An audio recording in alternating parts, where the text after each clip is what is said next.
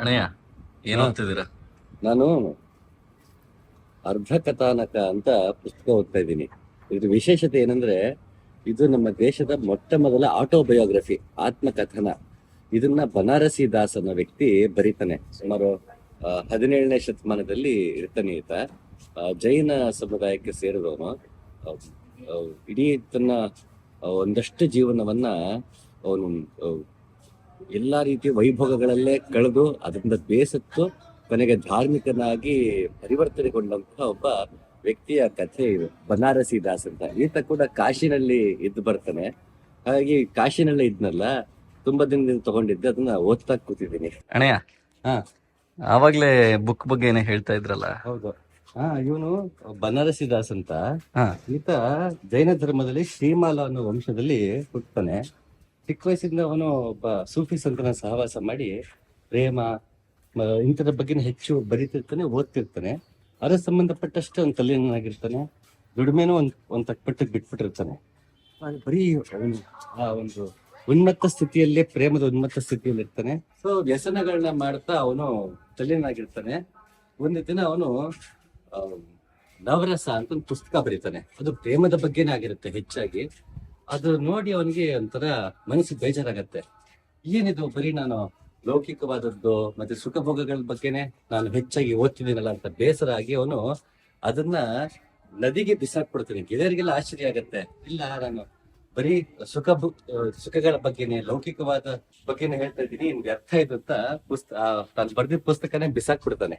ಈತ ಪಂಡಿತ ದೇವದತ್ತನವ್ರ ಹತ್ರ ಅಧ್ಯಯನ ಮಾಡ್ತಾರೆ. ಪುಸ್ತಕದಲ್ಲಿ ಹೇಳ್ತಾರೆ, ಇವರು ನಾಮಮೂಲ, ಅನೇಕಾರ್ಥ ಕೋಶ ಅನ್ನೋ ಗ್ರಂಥಗಳನ್ನ ಓದಿ ಆತ ವಿದ್ಯಾಭ್ಯಾಸನ ಪಡೆದಿರ್ತಾನೆ.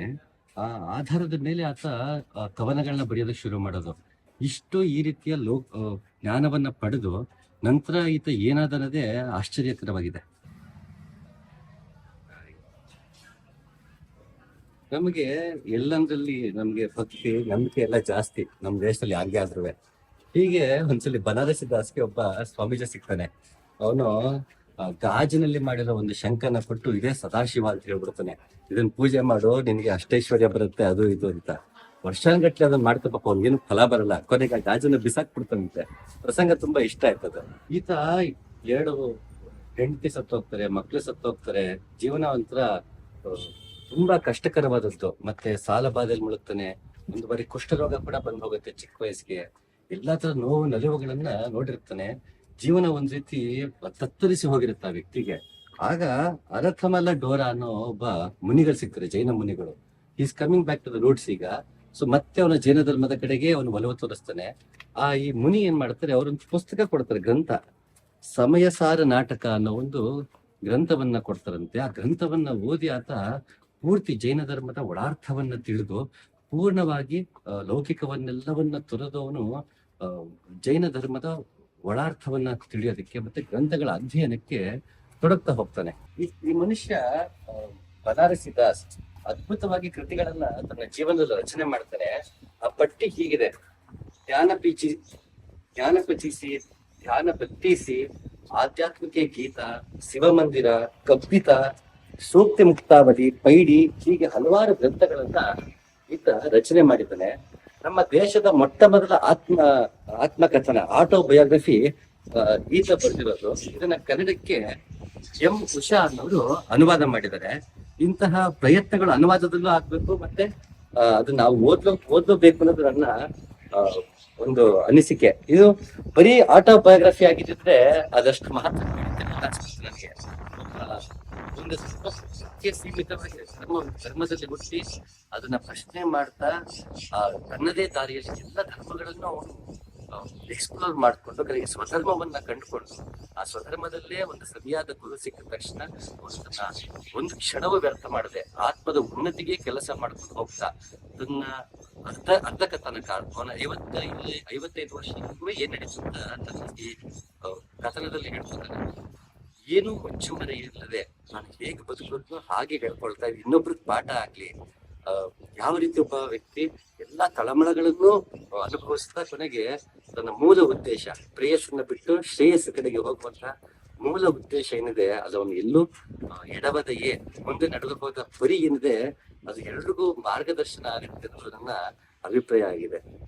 ಬನಾರಸಿದಾಸು ತನ್ನ ಅರ್ಧಕಥಾನಕದಲ್ಲಿ ಕೊನೆಯಲ್ಲಿ ಸಾಲುಗಳು ಹೇಳ್ತಾನೆ, ಬನಾರಸಿ ಈಗ ತನ್ನ ಬಗ್ಗೆ ಹೇಳಬಹುದಾದನ್ನೆಲ್ಲ ಹೇಳಿ ಮುಗಿಸಿದ್ದಾನೆ. ಆದರೂ ಅವನು ಹೇಳಿದ್ದೆಲ್ಲ ಬಹುಪಾಲು ಕಣ್ಕಾಣುವ ನಡತೆ ಮತ್ತು ಕ್ರಿಯೆಗಳಿಗೆ ಸಂಬಂಧಪಟ್ಟಿತ್ತು. ಅರ್ಥಾತ್ ಯಾರು ಬೇಕಾದರೂ ಗುರುತಿಸಬಹುದಾದ್ದು, ಕಂಡುಕೊಳ್ಳಬಹುದಾದ್ದು. ಆದರೆ ಮನುಷ್ಯನ ಜೀವನದಲ್ಲಿ ಕಣ್ಣಿಗೆ ಕಾಣಲಾರದ ಸೂಕ್ಷ್ಮ ಸಂಗತಿಗಳು ತುಂಬಾ ಇರುತ್ತವೆ. ಇವುಗಳನ್ನು ದೇವರು ಮಾತ್ರ ಕಾಣಬಲ್ಲ ಅಂತಾನೆ. ಅಂದ್ರೆ ನಾ ಈಗೇನ್ ಬರ್ತಿದ್ದೀನಿ ಅದು ನನಗ್ ಮಾತ್ರ ಎಲ್ರಿಗೂ ಕಾಣಿಸಂತದ್ದೇ. ಆದ್ರೆ ಆ ಜರ್ನಿ, ಆ ಪ್ರಯಾಣದಲ್ಲಿ ಆಗುವಂತಹ ಅವನಲ್ಲಿ ಪ್ರಭಾವಗಳು, ಪರಿಣಾಮಗಳು, ಪರಿವರ್ತನೆಗಳು ನಮ್ಗೆ ಕಾಣದೇ ಇಲ್ಲ.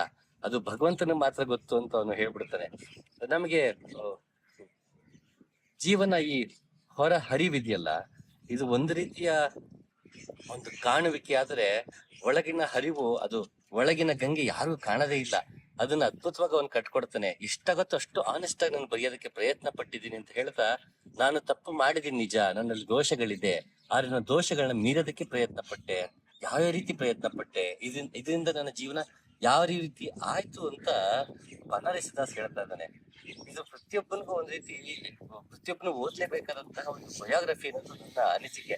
ಮತ್ತೆ ಇಂಥ ಒಂದು ಅದ್ಭುತ ಕೃತಿಯನ್ನ, ಅರ್ಧಕಥಾಶಕ್ತಿ ಅಂತ ಭಾರತದ ಮೊಟ್ಟ ಮೊದಲ ಆತ್ಮಕಥನವನ್ನ ಅನುವಾದ ಮಾಡಿಕೊಂಡಂತ ಎಂ ಉಷಾ ಅವ್ರಿಗೆ ಧನ್ಯವಾದ ತಿಳಿಸ್ತಾ ಇದ್ದೀನಿ.